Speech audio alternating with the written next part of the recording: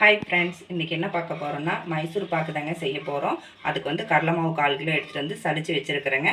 இப்போ வாங்க வீடியோக்குள்ளே போகலாம். வீடியோக்குள்ளே போகிறதுக்கு முன்னாடி நம்ம ரஜினியா தேவி விலாக்ஸை சப்ஸ்கிரைப் பண்ணாதீங்க, சப்ஸ்கிரைப் பண்ணிக்கோங்க. ஃபஸ்ட்டு ஒரு பாத்திரம் எடுத்துக்கணுங்க. பாத்திரம் வந்து கொஞ்சம் குழியாக இருக்கிற மாதிரி பார்த்துக்கணும். அதில் வந்து எண்ணெய் ஊற்றி அப்படியே மேலே லைட்டாக தடவி வச்சுக்கணும். கடலை மாவு வந்து இதில் 3/4 கப் எடுத்துருக்குங்க. அதே பாத்திரத்தில் 1/2 கப்பு சர்க்கரை போட்டுக்கலாம். இப்போ அடுப்பை தேய்ச்சி மேலே ஒரு பாத்திரம் வச்சாச்சு. சர்க்கரை போட்டுக்கலாம். சர்க்கரை ஃபுல்லாக சேர்த்தியாச்சுங்க. 1/4 கப்பு அளவுக்கு தண்ணி ஊற்றிக்கலாம். போட்டு நல்லா மிக்ஸ் பண்ணி விட்டுக்கலாங்க. அப்படியே பக்கத்தில் இன்னொரு அடுப்புலைங்க ஒரு பாத்திரம் வச்சு எண்ணெய் ஊற்றிருக்கேன். எண்ணெய் வந்து கம்மியில் வச்சுருக்கேன், கொஞ்சம் சூடாகட்டும். இப்போ சர்க்கரை நல்லா கரைஞ்சி வந்துருச்சுங்க. இதுக்கு வந்து பாகுபதம்லாம் எதுவும் பார்க்க தேவையில்லை. இப்போ மாவை சேர்த்திக்கலாம்.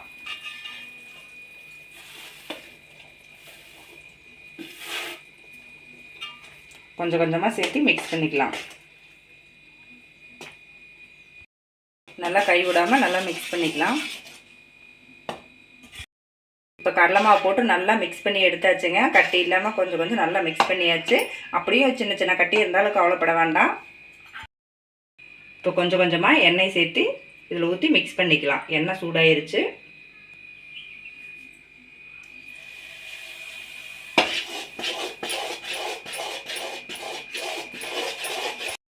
பாருங்க, நம்ம போட்ட மாவு நல்லா கெட்டியாக வந்துருச்சுங்க. அப்பப்போ கைவிடாமல் நல்லா கலக்கி விட்டுட்டே இருக்கணும். இப்போ எண்ணெயை கொஞ்சம் கொஞ்சமாக ஊற்றி நல்லா மிக்ஸ் பண்ணிக்கணும். எண்ணெய் ஊற்றுறப்ப இப்படி நல்லா பபுள்ஸாக வரும். அவ்வளோதாங்க, நம்ம மைசூர் பாக்கு ரெடி ஆயிடுச்சு. நம்ம ஊற்றின எண்ணெயெல்லாம் நல்லா பிரிஞ்சு வருதுங்க. இப்போ வந்து இது பிளேட்டில் மாற்றிக்கலாம். நம்ம எண்ணெய் தடவி வச்சு பாத்திரத்தில் மாற்றியாச்சு. ஒரு 10 நிமிஷம் ஆகட்டும். பீஸ் போட்டுக்கலாம். ஒரு 10 நிமிஷம் ஆயிடுச்சுங்க. கட் பண்ணி விட்டுக்கலாம். ஒரு கத்தி எடுத்து அதுலேயும் எண்ணெய் தடவி வச்சுருக்கேன். பீஸ் போட்டு விட்டுக்கலாம்.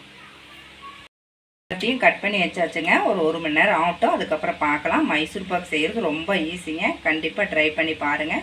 கடலை மாவு, எண்ணெய், சர்க்கரை இந்த 3 பொருள் இருந்தால் போதும். நம்மளே வீட்டில் நம்ம பசங்களுக்கு செஞ்சு கொடுக்கலாம். எண்ணெய் வந்து அடுப்பில் சிம்லேயே வச்சுக்கணும், அதிகமாக வைக்கவே கூடாது.